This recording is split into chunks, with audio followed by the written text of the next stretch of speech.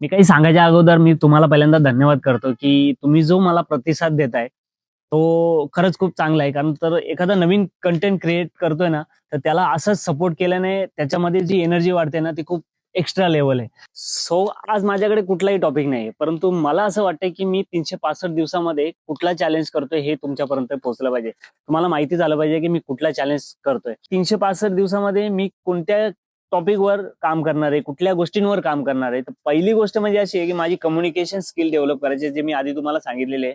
आणि दुसरी गोष्ट अशी आहे, की प्रत्येकाच्या जीवनासाठी ती खूप गरजेची आहे. ती म्हणजे फिटनेस.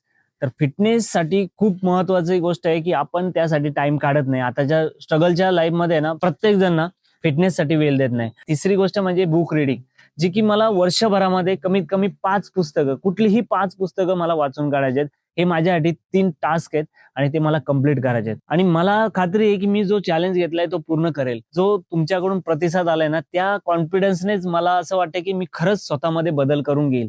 आणि हा असंच जर बदल प्रत्येकामध्ये जर करायचा असेल ना, प्रत्येकाने एखादा चॅलेंज घ्या आणि तो करण्याच्या मागे लागा. आणि मग बघा तुमच्यामध्ये किती बदल होते. आणि तुम्ही सुद्धा चॅलेंज जर घेतला असेल, तर कमेंटमध्ये नक्की सांगा आणि फॉलो करायला विसरू नका. Until then keep growing 1% better every day.